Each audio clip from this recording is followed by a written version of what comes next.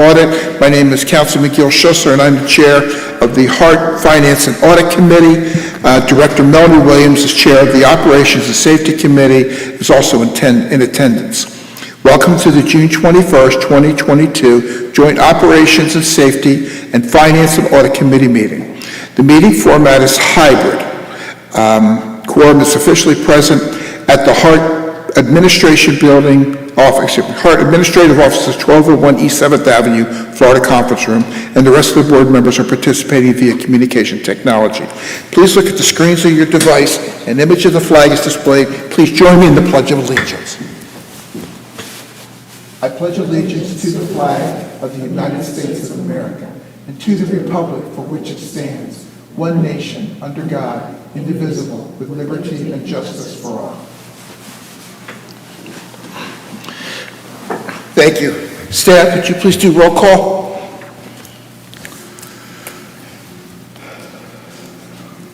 Committee Member Kemp? Here. Committee Member Knight? Here. Committee Member Overman? Committee Member Schisler? Committee Chair Schisler? Here. Committee Member Williams? Here. You do have a physical quorum. Thank you. Okay, rules for participation and roles of responsibility for both committees are provided in the packet. I hope everybody can hear. We have sometimes problem with this.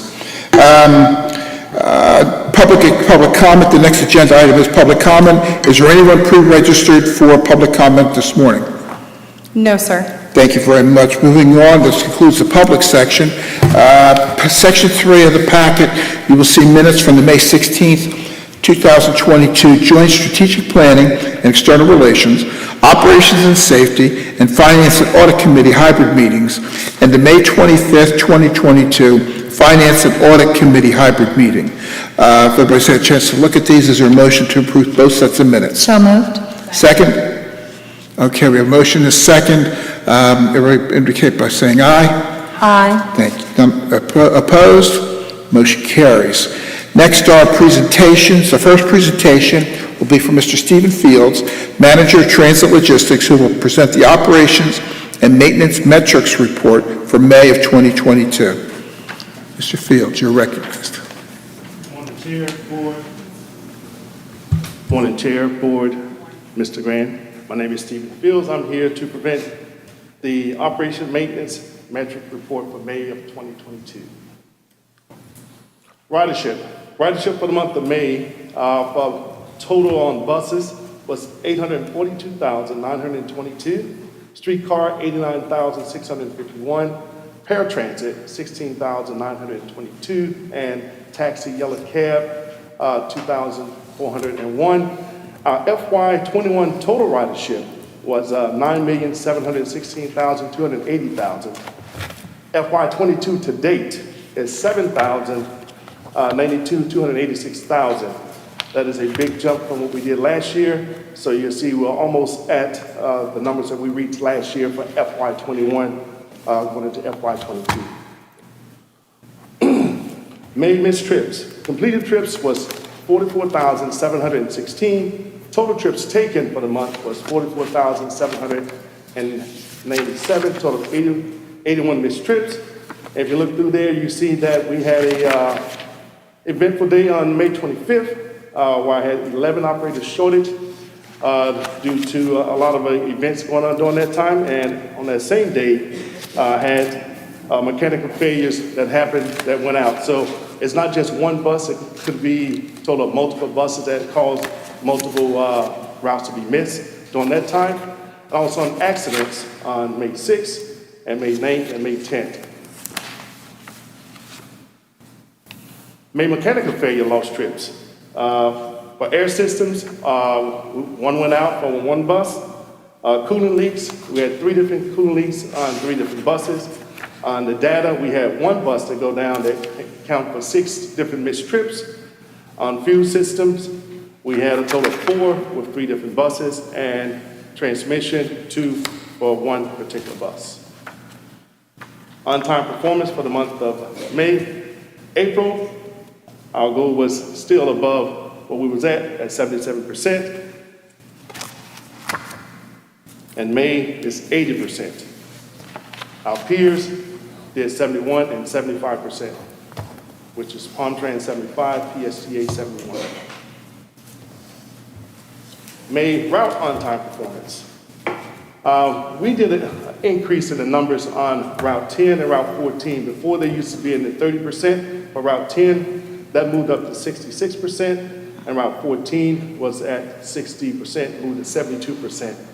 We're still working with Nelson and Nygaard to make sure that we get all our routes above the national average of 77%, and we're moving forward with that with our on-time performance of 80% during the month of May. Mean distance between failures. The total trips, again, was 44,716. We had a total of 137 roll calls. In May, that number was 4,630, as in mean distance between roll call as in mileage. Our 6,000-mile preventative maintenance inspection, the previous month, we was at 100%. Last month, we did 99.06%. FTA only requires to make 80%, no less than 80%, and we still beat that goal with 99.06. Fleet cleanliness for May of 22, 182 buses had a scheduled cleaning that was done. 92% was cleaned on time. Total of 4,654 total vehicles sanitized, 1,372 vans sanitized, 3,282 bus sanitized total. We had 24 biohazards that happened during that time, and they was cleaned also for the May. Bus accidents. Fixed objects mirrors. May of 22, we only had 1.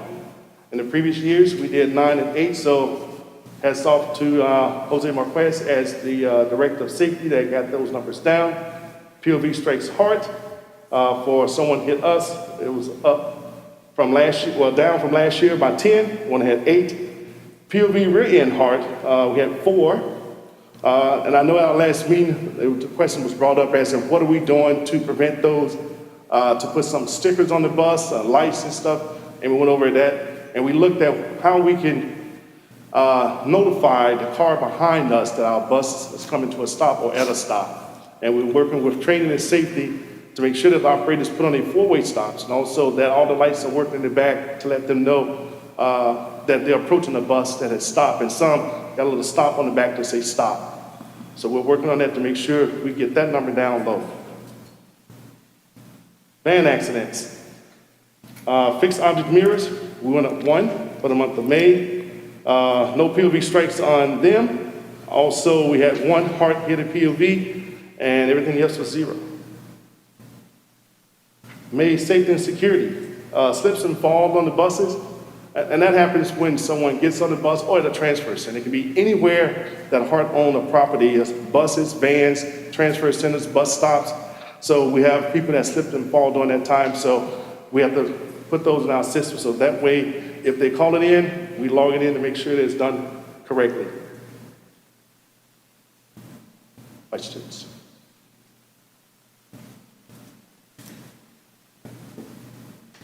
Yes, Mr. Thank you. Director Williams, yes. Thank you, Steve, for the update. Some questions on the mechanical failures and roll calls. Are they one within the same, or are they separately reported? There, one second.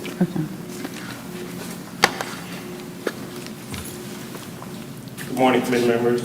Nicholas Colburn, I'm Technical Support Coordinator for the Maintenance Department. To answer your question, they're tabulated separately. A road call is a failure that happens while the bus is out in service. It could be on a deadhead, it could be on route. At HART, we calculate all failures, get a true picture of how our fleet's performing. Mechanical failures are failures that occur on route only. I'm sorry, mechanical failures, which are, Are failures that occur only on a route. okay, and roll calls happen when they're already, Road calls, any failure that happens beyond our gate at the garage. all right, okay, I got to think about that. Okay, So, Director Williams, if I may. Yeah. So, what Mr. Goldburn is stating is that when we have and correct me if I'm getting this right, A road call is when, that's in service and out of service, right? That's correct. Okay, so a vehicle can actually be in service, which means picking up passengers, dropping them off, or it completed its route, and let's say it's coming back to the yard, but there are no passengers on the vehicle. That would fall in the category of a road call. The other category, which is the failure, mechanical failure, that is a vehicle that's actually in service. So that's a vehicle that breaks down when it's either picking up passengers or dropping them off. So that's, one is they're actually engaged with picking up our customers. The other is they're engaged with customers or not. They're just on the road, not in the yard, and it breaks down. Okay. And they don't have passengers? Right, it could have no passengers on board. It could be a situation where the route is over, let's say it's the end of the night, and the route is over, they went to their last stop, now the bus is coming back to our maintenance facility. En route to the maintenance facility, it breaks down.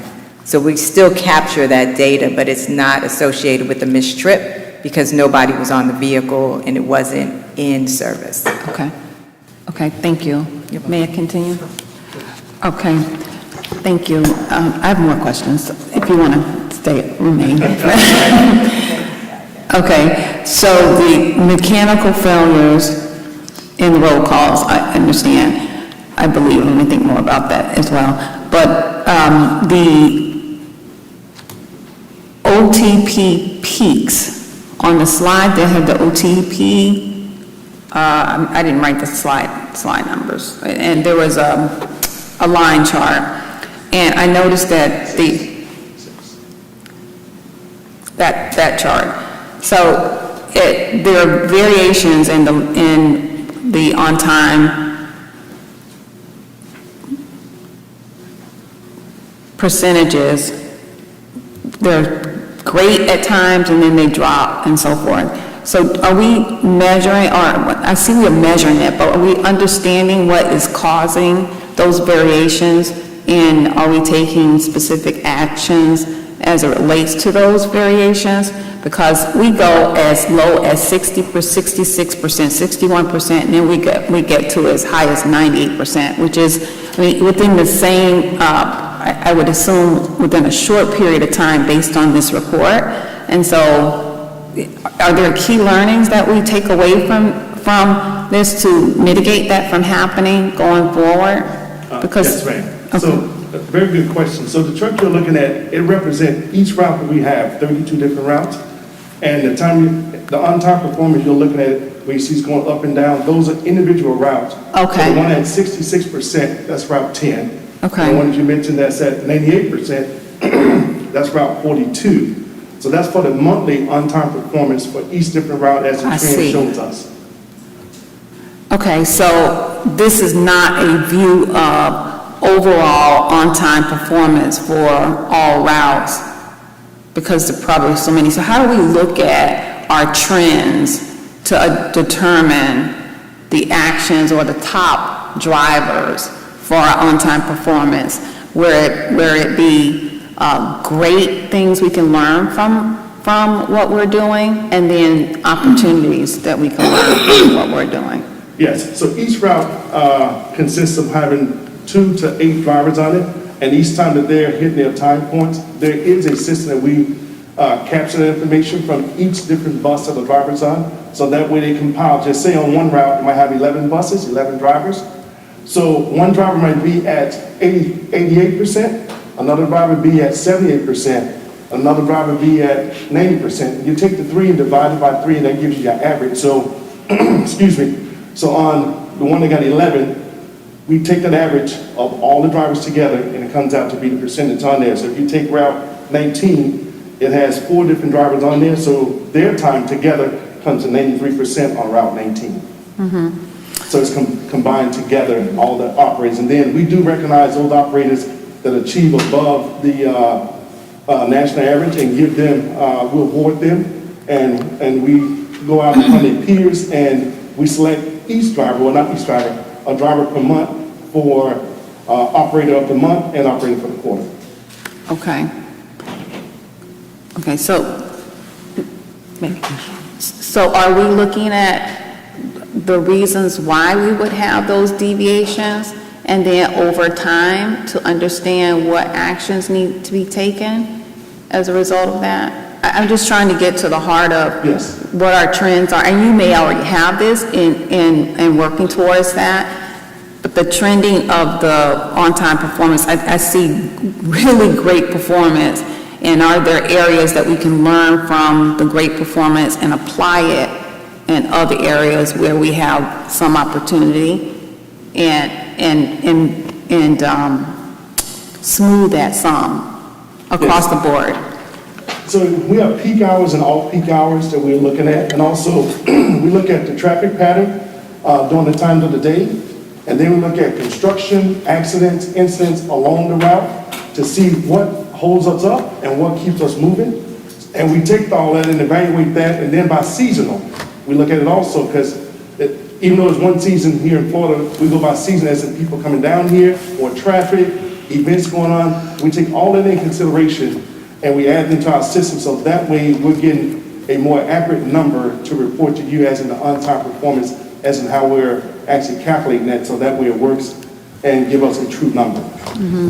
So is it possible, as we identify these reporting, that we have the information that you're learning as a result of these trends? And I said this in the board meeting, that about education and awareness is my goal, to make sure that I have that kind of understanding.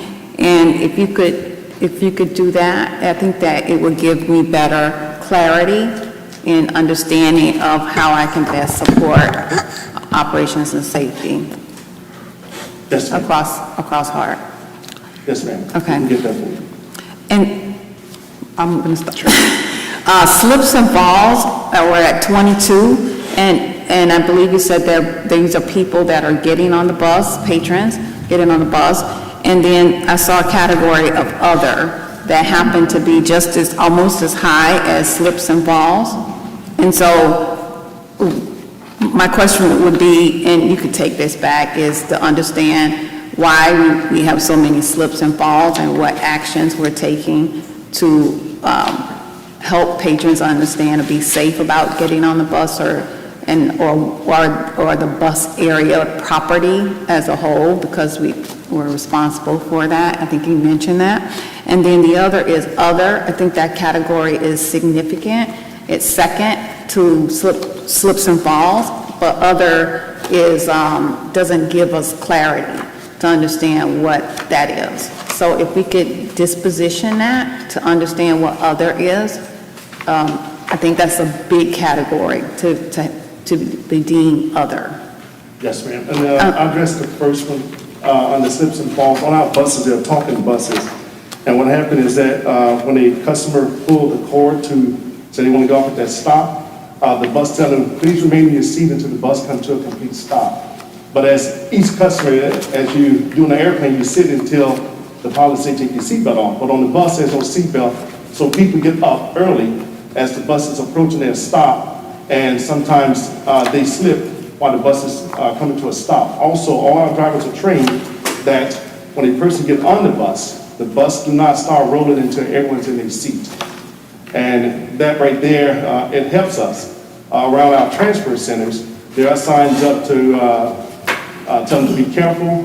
We have supervisors there that report hazards in our vector solutions that say any kind of trip hazard, if a sidewalk is uneven, anything like that. So that way, it helps us from having a lot of slips and falls on that. On the other, I'm going to ask the Director of Safety to come up and explain the others, if that's okay with you, ma'am. It's fine. Thank you very much. I appreciate your quick willingness to respond right away. Thank you.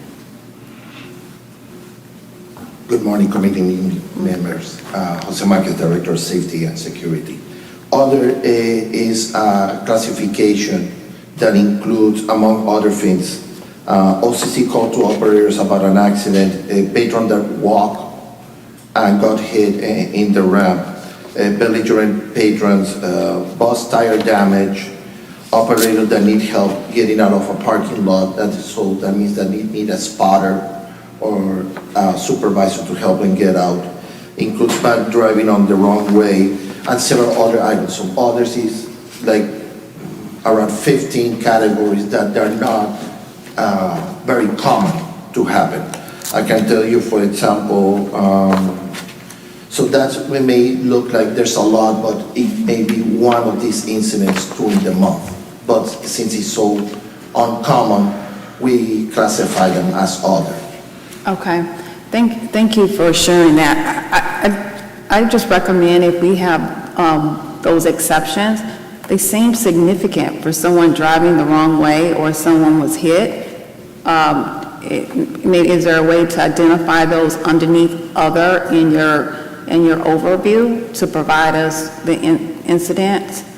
And I'll trust that you guys, this is your stuff, you're experts at that, but those seem to be significant events classified under other, and that may be because that will rarely happen, but if you could identify those for us, and we could, then we could work on ways we can educate the community and make sure people understand how severe and how safety is just a part of everything we do. But those two in myself just caused my radar to go up.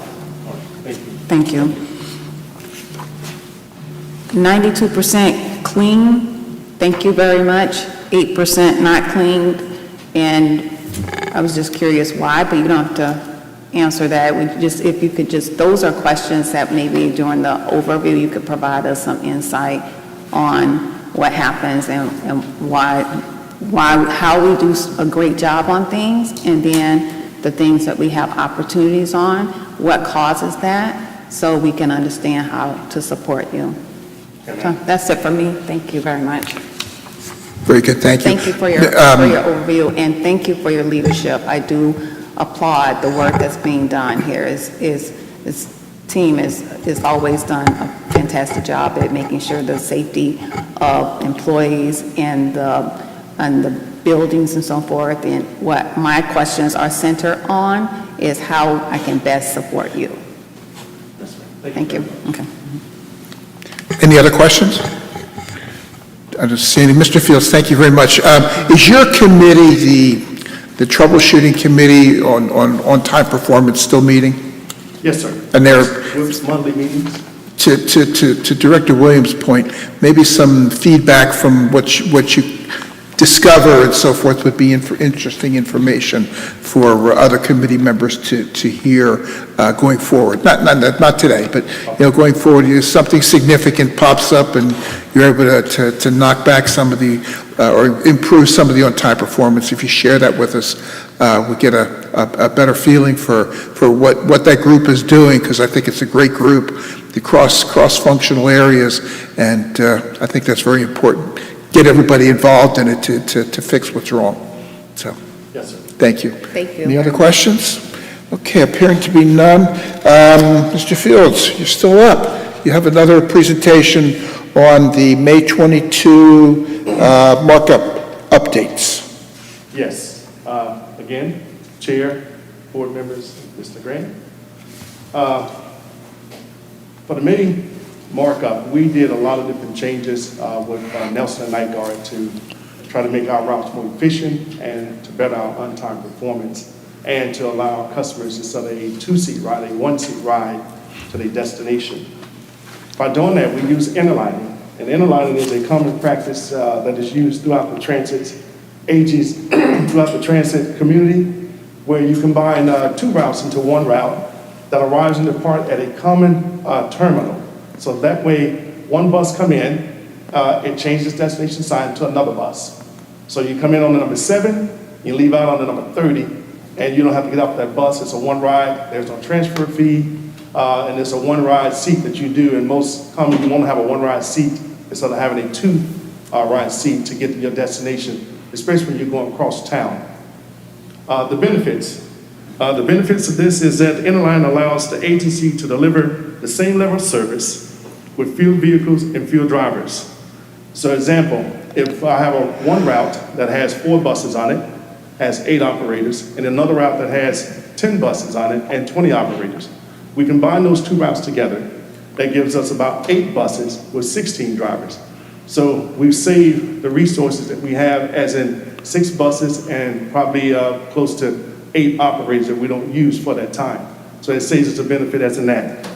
Also, better running on-time performance. Interline absorb the occasional expected delays, that's less reliable routes that we might have, and it helps keep the bus on time. Better for the drivers is the route has a plenty of time on the schedule and allows the operator to take breaks at each end of their particular route instead of taking a break in the middle part of the section. And then for greater passenger convenience, that the Interline routes can minimize the need of transfer, as I mentioned earlier, it's a 1-seat ride instead of a 2-seat ride for 2 different buses. And that way they save their fare, because like gas prices are up, so now you're only paying 1 fare to ride 1 route of 2 different locations that you're going to. When Interline is supported by accuracy data and a solid schedule, the benefit for the agencies and everyone out there, for the drivers and the riders, is a win-win across the board. The following routes we interlined during this May bid. Interline Route 7, which serve, it's number 7 West Tampa, serve the Children's Museum, St. Joseph Hospital, and Raymond James Stadium. And Route 30 connects with it at the Marion Transit Center, which is the Kennedy Boulevard Town Center, and it serves Kennedy Boulevard via TIA, and it's on a 60-minute frequency. Interline routes. 1 second, Mr. Fields. Ms. Jackson, just updated. Thank you. Good? Go ahead. Okay. Go ahead. Interline routes 10 and 32. The Route 10 also serves the Glacier Children's Museum, Julian B. Lane Riverfront Park, and Jefferson High School, and it interlines with the Route 32 at the Tampa International Airport, and it serves the Social Security Office in Cypress Point, Tampa Family Health Center, and it goes to Net Park, and the frequency on that one is 60 minutes. Interline Route 36 and 17. Route 36, Del Mabry Highway serves Britton Plaza to Village Center to Fletcher Avenue, and it's a 60-minute frequency, and it interlines at Britton Plaza. So if you look at it, you can come all the way from Carrollwood and go all the way to South Tampa on a one-ride seat by 2 different buses. That way it saves you money, saves us resources on the operators and on our buses at the same time. And Route 17, Manhattan Avenue, serving Britton Plaza, the Port of Tampa, via Manhattan Avenue, and they're on 60-minute frequency also. Inline routes 37 and 38. Route 37, Brandon Net Park, serve Net Park and Brandon Mall via MLK Boulevard on a 60-minute frequency, and it interlines at Net Park. The bus pull in as Route 37, pulls out as Route 38. Now, a lot of times you'll see this bus come in as Route 37. Before it gets to its bay, the sign will change to Route 38, alerting the customers that's gonna take the Route 38 from that particular center, that is Route 38 vice Route 37. At the same time, there's a shelter. Each different bus have a different bay they pull into, so they're designated, so that way the customers don't get confused as to which bus is which. They have a designated bay they pull into. So it pulls in as Route 37, leaves as Route 38. It might pull in as Route 38 and then leave as Route 37 when it's going north. Interline Route 42 and 44, those are connector routes, and one of them is clockwise, the other one counterclockwise. Route 44 is clockwise between Florida Avenue and Livingston, and is on a 60-minute frequency, and Route 42, University Area Connector, is a one-way loop that is counterclockwise, and it's between Bruce B. Downs and Nebraska Avenue, and it's on a 30-minute frequency. We had 2 routes that we're not in line that we were working on. Route 8. Route 8 is the Progress Village in Brandon, serves Greyhound Bus Station, Ybor City, Tampa Family Health, and the Causeway MTC to Brandon Mall. It's on a 60-minute frequency. This particular route, it goes around a lot of train tracks. We enhanced this route. This was when we ran the pilot on with the on-time performance work group. And that gave us a lot of information from the operators, from the supervisors, and other members of the team that say, okay, how do we fix this route to make it better? It used to run about 30 to 40% on time. We increased this to about 60%. During the pilot, it ran about 85%.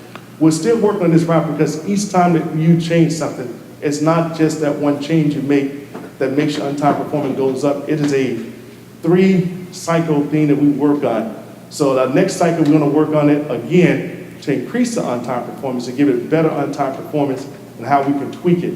So that way it gives us more data to look at, as in what we've done this time, and we can correct any actions that need to be done for seasonal-wise or for operator-wise or just for the time that it's out there. And our last route, Route 14, Armenia Howard Avenue, serves St. Leo University, the Children's Hospital of Central Tampa, and the Britain Plaza Yukon Transfer Center, and is on a 60-minute frequency.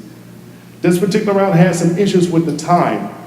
This was also the on-time performance work group made suggestion to Nelson and Nygaard to change some of their running times on it. We'll take some of the time from the north side and put on the south side because of the amount of traffic that is on the north side when the bus is headed south and vice versa going north. And we changed that around. And that on-time performance for that particular route was in the 60%, and it moved up to at least 73% on-time performance. So they're all a positive as we move it forward, as in how we can work together as a group and team under the leadership of Mr. Legrand, Mr. Drainville, and Mr. Edwards to give us these opportunities to invest in what we're doing to make the on-time performance and our customers to have a greater experience. Any questions? Any questions for Mr. Fields on these? Commissioner Hart, I've got Commissioner Kemp, I'm sorry. Thank you. I was just really fascinated to see this, and thank you for presenting it. It's something I haven't really seen presented quite this way, and I think it's very good that you just, did a few routes, picked them out to explain exactly how this was working. So interlining, I haven't really heard that term here before. Is this something, when we do this, is this something new that we've started that hasn't been done before? Or are you just explaining kind of what's been out there and maybe it's been changed a little? Yes, it's been out there before. We've used it before here. This time we use it to better the service that we're giving to our customers. And we're using it more because of the routes that we have and how they interact with each other. It helps out a lot better and it saves us resources. Well, I think this was really helpful to understand and to see this as it is. I guess one of the things I've always greatly desired was to kind of to see, and I don't know if this is possible with Nelson Nygaard or whatever, but kind of some heat mapping to see where and what parts of routes, how that works, and actually to see it too, if you could ever see it in commuter times, peak times versus regular hours too. I think that would be interesting to understand and know how the services are being used. But that is just really available, I'll say, in the last decade. But I've seen, it was really interesting to see that with bicycle riding in Tampa and the county. And so I think it would be really helpful to see and know with our transit services. Yes, ma'am. Okay, any other questions? Thank you, Mr. Fields. Very good. Appreciate the presentation. Oh, Ms. Williams. I don't have a question, but may I recommend that we augment our agenda, go to committee action items, and come back to the presentations in the presence of quorum and... Any objections to doing so? Okay, very good. We have some weird scheduling issues, so we're going to, Mr. Marquez, please be patient. We'll come back to you. We'll come back. We're going to move to the committee action items, so we can get those addressed before 10:45. So committee action items, item 5A is for the committee to form a recommendation to the HART Board of Directors to approve the HART Public Transportation Agency Safety Plan and authorize the submittal of a certification to the Florida Department of Transportation. In your packet, you have a write-up with the attachments of proposed resolution in support of this item. Do any committee members have any questions or comments for staff? Hearing none, do we have is there a motion to recommend moving to the full board at the July 18th regular board meeting? So moved. Second. Okay, we have a motion and a second. Danielle, voice vote, I guess? Committee Chair Schisler? Yes? Committee Chair Kemp? Yes. Committee Member Knight? Yes. Committee Member Williams? Yes. Motion passes unanimously. Thank you. Thank you. Next action item is item 5B. In your packet, you'll find a write-up and a proposed resolution to form a recommendation to the HART Board of Directors to authorize the CEO to execute a contract modification to the Palmdale Oil Company to increase bulk fluid prices. Everybody knows what's going on with that. Just watch the news every day and go pump your own gas. Do committee members have any comments or questions for staff? Move approval. Second. Appear to be none, is there a motion to recommend moving the item to the full board of directors? Move approval. Okay, thank you. Is there a second? Second. Okay, thank you.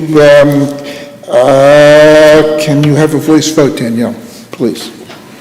Committee Chair Schisler? Yes? Committee Member Kemp? Yes. Committee Member Knight? Yes. Committee Member Overman? Yes. Committee Member Williams? Yes. Motion passes unanimously. Thank you. Okay. Next item is I item... was a yes for the last vote. I'm sorry to interrupt, but I was a yes for the last vote. I just didn't get it unmuted fast enough. My apologies. Okay, thank you so much. Thank you, Commissioner. Okay, item 5C. In your package, you'll find a write-up and a proposed resolution to form a recommendation to the HART Board of Directors to authorize the CEO to exercise future option years on the existing contract with Anco Superior, Inc. for the purchase of commercial batteries. Committee members have any comments or questions for staff? Move approval. Okay, we have a motion to approve. Do we have a second? Second. Okay, all right, motion and a second to move forward to the full board on July 18th. Danielle, vote, please. Committee Chair Schisler? Yes? Committee Member Kemp? Yes. Committee Member Knight? Yes. Committee Member Overman? Yes. Committee Member Williams? Yes. Motion passed unanimously. Okay, thank you. Moving on to item 5D. In your package, you'll find a write-up and a proposed resolution to form a recommendation to the full board to authorize the CEO to exercise option year 1 on the existing contract with Trans Diesel of Lakeland for remanufactured Allison's transmissions. Any comments or questions for staff? Move approval. We have a motion to approve. Do we have a second? Yes. Okay, we Second. have a motion, a second, to move the item 5D to the full board for the July 18th board meeting. Danielle? Committee Chair Schisler? Yes? Committee Member Kemp? Yes. Committee Member Knight? Yes. Committee Member Overman? Yes. Committee Member Williams? Yes. Motion passes unanimously. Thank you. Item 5E, in your package, you will find a write-up and a proposed resolution to form a recommendation to the HART Board to authorize the CEO to award a contract to Trillium Transportation Fuels, LLC, for compressed natural gas, CNG, fueling station operation and maintenance in the amount of $1,927,320.26, and a third compressor skid in the amount of $1,080,855.34, with a contingency of $108,000 for a not-to-exceed amount of $3,268,173.60, and include an option to convert the existing generator to a biofuel system in the amount of $152,538 when funding is available. Do committee members have any comments or questions for staff? Move approval. Okay, we have a motion to approve. Do we have a second? Second. Okay, motion to approve. A motion and a second to move the item forward to the full board for July 18th. In the numbers explained, can we have a Committee voice? Chair Schisler? Yes. Committee Member Kemp? Yes. Committee Member Knight, Yes. Committee Member Overman, Yes. Committee Member Williams. Yes. Motion passes unanimously. Thank you. Moving on to committee item, action item 5F. In your packet, you will find a write-up and a proposed resolution to form a recommendation to the HART Board of Directors to authorize the CEO to exercise option year 2 of the existing contract with Steps Towing Service and execute a contract modification to increase the bus towing rates and add a 15% surcharge to all tows. Do any members have any questions or comments for staff? Move approval? Okay, we have a motion and a second. Second. Second, having a motion and a second to move this item to the full board on July 18th. Ms. Danielle? Committee Chair Yes. Kistler, Committee Member Kemp, Yes. Committee Member Knight, Yes. Committee Member Overman, Yes. Committee Member Williams. Yes. Motion passes unanimously.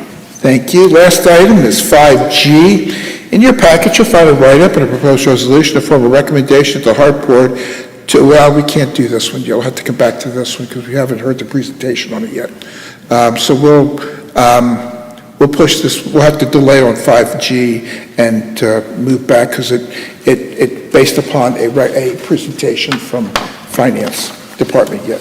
So, okay, we will go back then to a presentation by Mr. Jose Marquez, Director of Safety, Security, and Training, who will present the Safety, Security, and Training Quarterly Update. You are recognized, Mr. Marquez, and thank you for your patience. Good morning, committee members.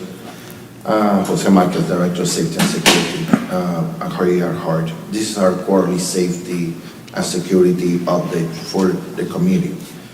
We're going to be discussing this agenda: audits, work group, agency safety plan, revision 2022, our 2022 hurricane plan, and the training status in HART. During the month of April, the Safety and Security Department participated in 3 audits. One was internal, 2 were external. The first one was an internal audit as required under the agency safety plan and the federal requirements of safety management system, and it was performed by the American Public Transportation Association, APTA. And we just received that report a couple of days ago, so we're starting to read the audit report from APTA.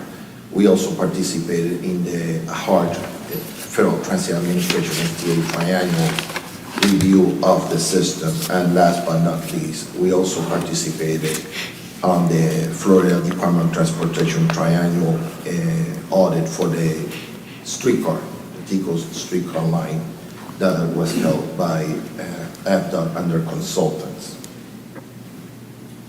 The safety department has been working closely with other departments in initiatives and continuous improvement projects to improve safety and security and provide support to other departments. And that includes in the development of standard operating procedures.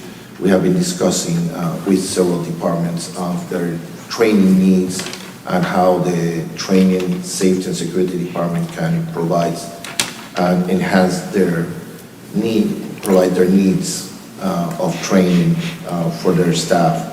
And also we have been working on the on-time performance work group, providing safety and security feedback for the on-time performance committee. And we also have an internal operations, human resources, safety, security, and training working group that we meet bi-weekly with the departments to discuss issues and work in a collaborative way to find solutions or improve the safety, security, and training in the agency.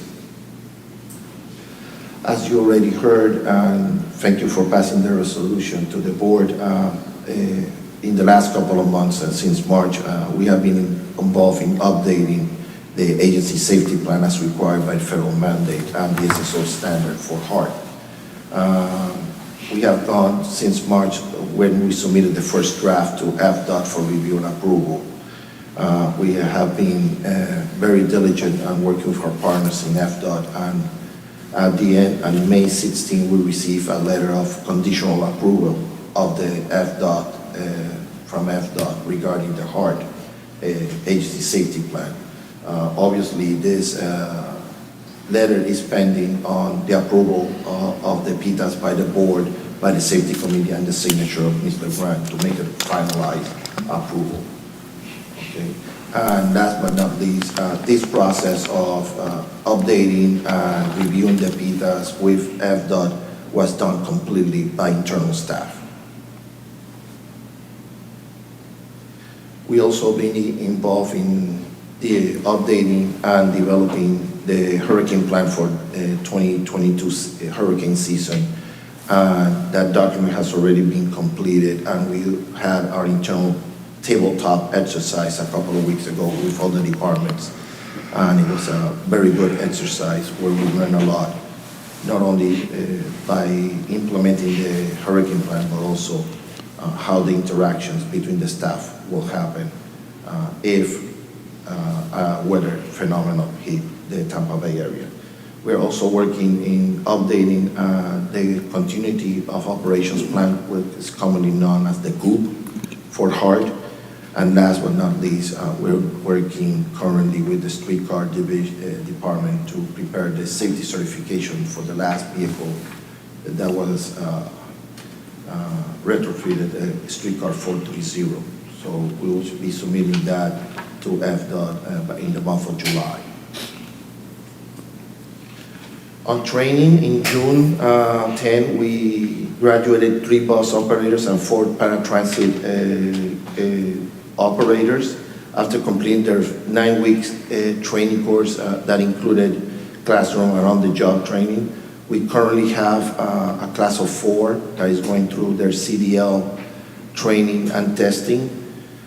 We have 1 class of streetcar operators that will be starting in the month of July, and to provide the best training to our internal staff, we are bringing, HART is hosting the Transit Safety Institute, TSI training, and we have hosted the Center for Urban Transportation Research training on HART, where our staff has been trained in several topics regarding safety, security, and training. This concludes my presentation. Did any member of the committee has a question? Any questions or comments for staff? Director Schisler, I have a comment. I'm sorry. If I may have a comment. Oh, please. So I just wanted to share with the committee members, and thank you, Mr. Marquez, the Public Transit Agency Safety Plan, the PTAS, is a requirement, a federal requirement that every transit agency has to develop a plan, and it has to be approved by the DOT in your area. And Mr. Marquez briefly stated and had a bullet on the slide that the document was developed internally, but it is a big deal. Most agencies outsource that. They hire a firm that writes safety plans. So I do want to commend Mr. Marquez and his team for working, completing the document on time, and getting a conditional approval from FDOT on the first submittal. That definitely shows how dedicated and diligent you guys are, and they are definitely representing our agency in the community as it relates to safety in a, I would say, exemplar way. We couldn't have any better safety folks than we currently have, so thank you very much, Mr. Marquez. Thank you, Mr. You had that at the bottom of your slide. Very good. Any other questions or comments? Thank you very much. Great presentation. We appreciate it. Okay, next is the fiscal 2022 proposed budget amendment. Ms. Kirk, you are recognized. Good morning. Good morning. Chair Schisler, members of the Joint Operations and Safety Committee, the Finance and Audit Committee, members of the board, and Ms. LeGrand. This is a presentation on the proposed fiscal year 22 budget amendment. Today, I'll briefly cover the operating revenues, operating expenses, the public outreach efforts that are necessary, and finally, the board resolution. In terms of revenues, you can see that most of the revenues are trending up, except for federal operating assistance, and certainly that's because we use that to balance the budget. I had mentioned last month when we did the proposed budget that when we came back for the amended budget, we will budget for the ARP funds. We did not budget ARP funds with the original budget. So the ad valorem revenues is projected at 57 million. You can see that's a slight increase. The federal operating assistance for ARP, we're budgeting in this amendment at 9.8, is really offsetting the other federal operating grants. If you recall, the other federal operating grants is the POP that you just approved, and we decided to use that money for capital, and then the ARP can only be used for operations, but the 5307 could be used for operations or capital. So we balance that out. The fares are trending up. You've heard that ridership is trending up. Other revenue up by 32,000, and interest income is up by 822,000 because we still have the surtax in our bank account. In terms of expenses, again, some are trending up, some are trending down, and some are trending at budget. The major projected increases are in personnel costs, fuel and oil. Certainly the personnel costs are up due to the impact of the recently approved contracts that you just approved today. You've heard a presentation on the fuel and oil. Of course, that is trending up. We're projecting decreases in operational contract services, and then the others are slightly up or down. Am I going too fast?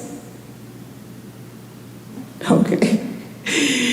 We will conduct a public outreach and conduct a public hearing prior to the approval of the budget amendment by the HART Board of Directors. Following this meeting, and certainly prior to the July board meeting, staff will engage in public outreach efforts. This is pursuant to Florida statute and HART board policy. We must conduct a public hearing on the proposed budget amendment. So this slide lists the various media outlets that we'll use. We'll post the information on the HART website. We'll post it at our facilities. We'll place the advertisements of the public hearing in the local newspapers, and then we'll conduct the public hearing prior to the next board meeting. And with that, staff is requesting that this committee review the action item to approve the fiscal year 22 budget amendment and advance this action item to the full board for your July 18th regular board meeting. Thank you. Any questions for Ms. Kirk? I have a question. I do. Could you go back to? Oh, I'm sorry. I apologize. Commissioner Overman, you're recognized. Thank you. You're probably going to ask the same questions I do. Could you go back to the revenue source slide, please? I just want to make sure I understand what I'm looking at. This is the operating budget. The one prior to that, slide 3, I believe it is. That one, yes. So there we see there's operating grants, and then there's ARP grants, which is about a $2 million benefit to the ARP grant, but a $7 million deficit to the operating grants. Can you help me understand that, as well as the $822,000 interest income item? Absolutely. The source of that? Thank you. Yes, Commissioner Overman. First of all, this is a balanced budget. We always have to present a balanced budget. So the revenue is $108,817,897, and the expenses are $108,817,897. So because the budget is increasing, then we have to have additional revenue. That additional revenue is coming from the ARP grant.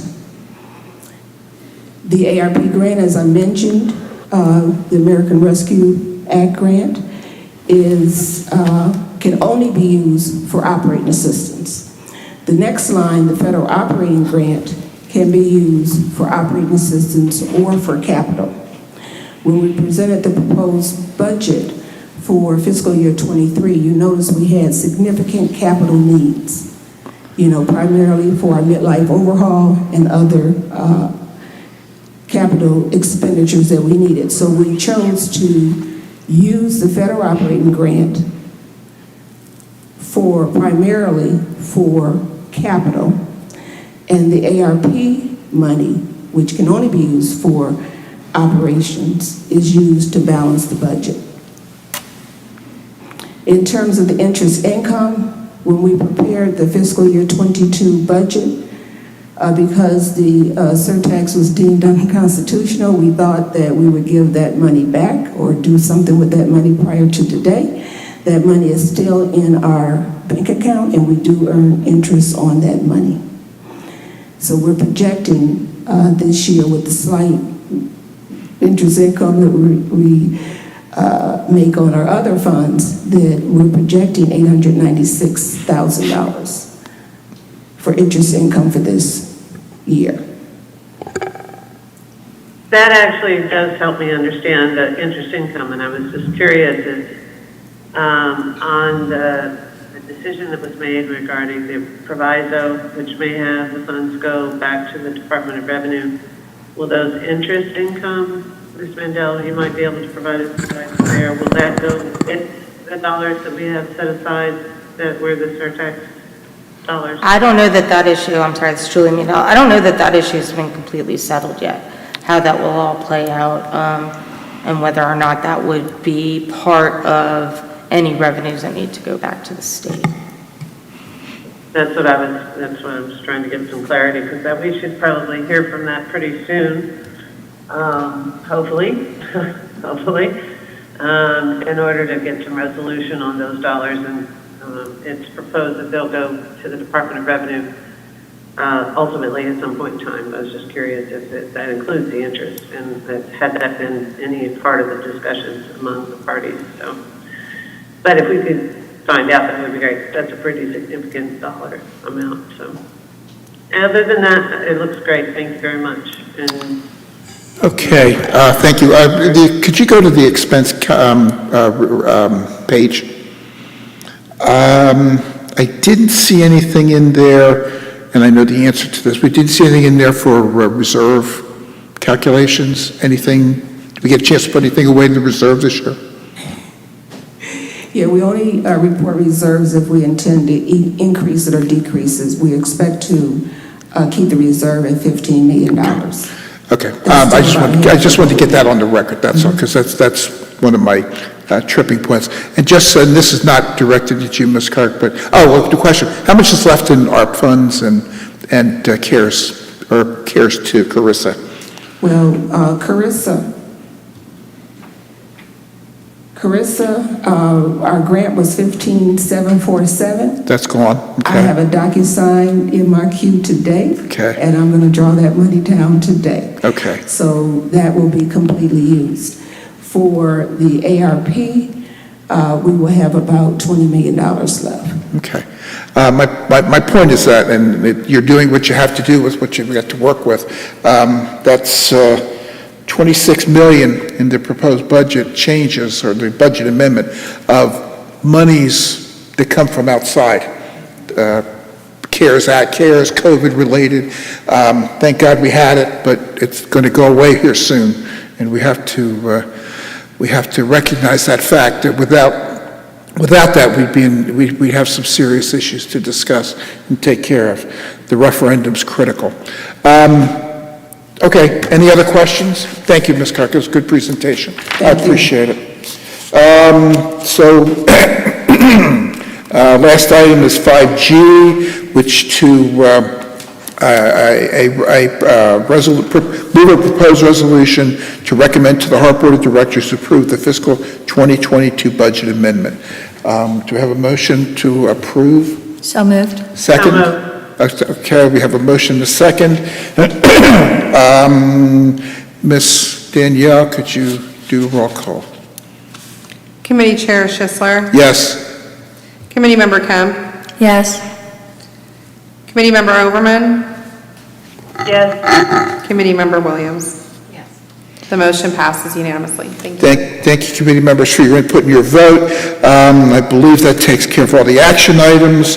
Is there any old business? Is there any new business? Hearing none, we stand adjourned. Thank you.